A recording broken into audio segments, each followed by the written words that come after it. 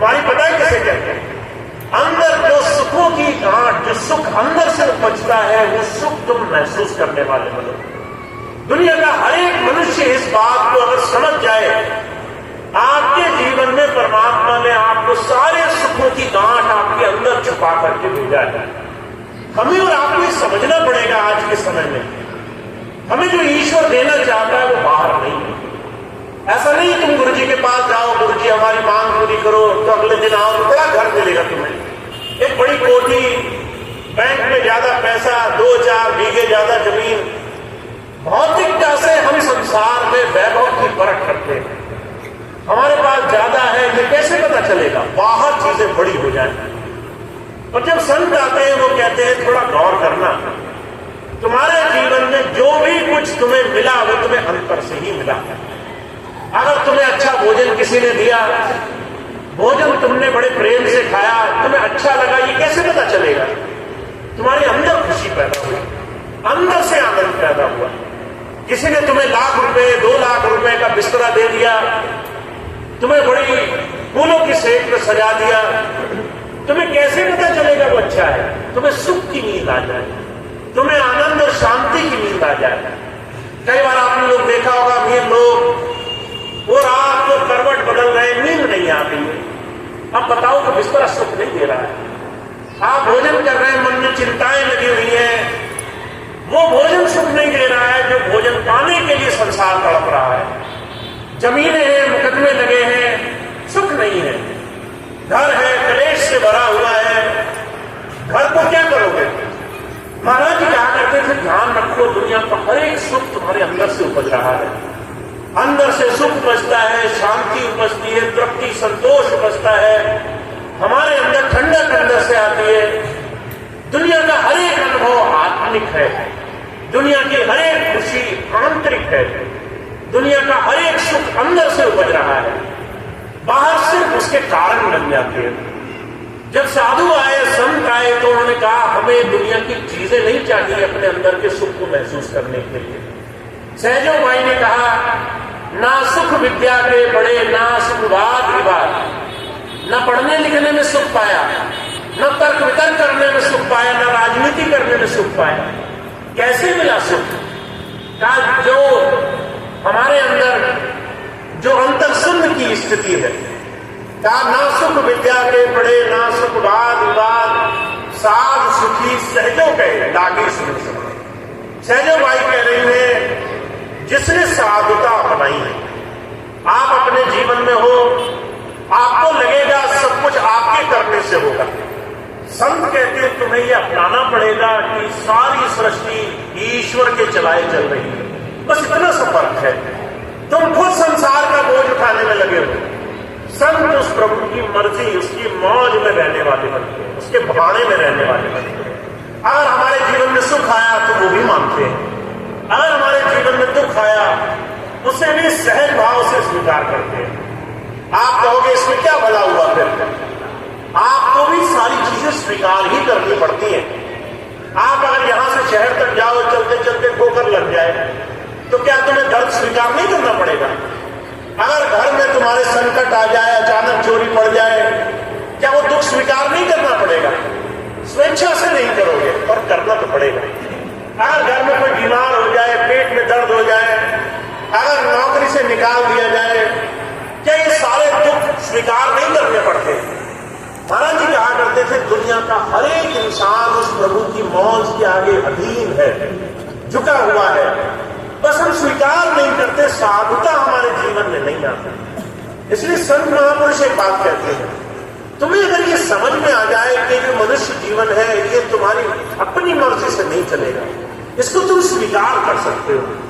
जब तुम इसे स्वीकार करना सीख जाओगे, सुख मिले तुम्हारी बड़ाई नहीं है, तुम्हारे ऊपर उस प्रभु की कृपा थी, तुम इस योग्य थे, तुम्हें कुछ मिल गया, तुम्हें ये बात समझ में आ जाए। अगर तुम दुखी हो, दुख में हो, कोई ना कोई बड़ा भारी ऐसा कर्म था जो तुम टाल नहीं सकते थे, चाहते तो टाल लेते, और तुम उसको टाल नहीं सकते थे, तुम उस चीज को उस प्रभु की इच्छा समझ करके स्वीकार करो। इसमें कुछ ना कुछ अच्छा छिपा होगा। जब हम राजी हो जाते हैं, सहज हो जाते हैं, साधुता आ जाती है। सहजोबाई कहती है तब तुम्हें समझ में आता है तुम संसार में जो जोर लगा रहे हो, जो लड़ रहे हो संसार से, जो तरह तरह से संसार की हर एक चीज में खपे हुए हो, उसकी आवश्यकता ही नहीं है। सहज हो जाओ, साधुता अपनाओ, जीवन में उस प्रभु की रजा मानने वाले बनो। फिर देखो कैसे तुम्हारी चिंताएं तुम्हारे चिंतन में बदल जाती हैं। फिर देखो कैसे तुम्हारी परेशानियां सुख में बदल जाती हैं। फिर देखो कैसे तुम्हारी तमाम घबराहट तुम्हें उस प्रभु के विश्वास में बदल देगी। तो महाराज जी एक बात कहते हैं, हमें और आपको अपने जीवन में कुछ सीखना है।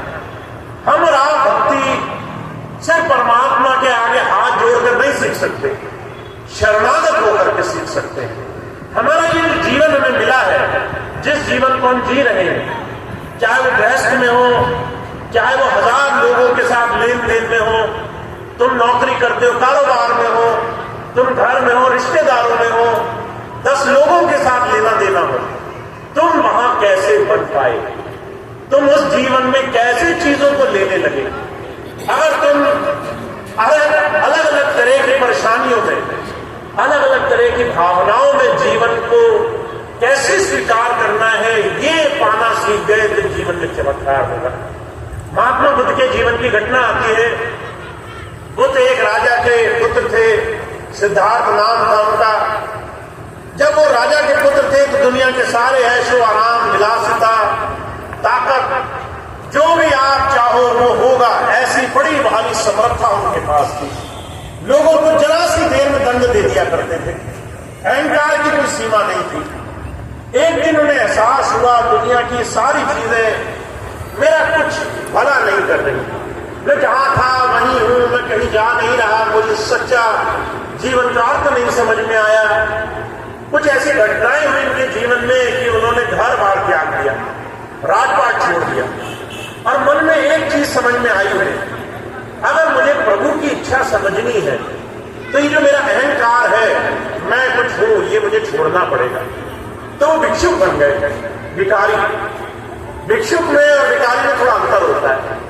भिखारी में आत्मसम्मान नहीं होता, वो किसी से भी जाके मांग लेता है। आजकल भिखारियों की शक्ल अलग हो गई है। लोग सूट बूट बन करके, बड़े अच्छे कपड़े पहन करके भिखारी बन जाते हैं। आप देखिए, किसी से भी मांगने के लिए कोई भी आदमी तैयार है। जब आप अपना ही पैसा मांगने जाओ तो लोग आंखें दिखाते हैं, कहते हैं भाई तुम्हारा क्या आज पे हक है।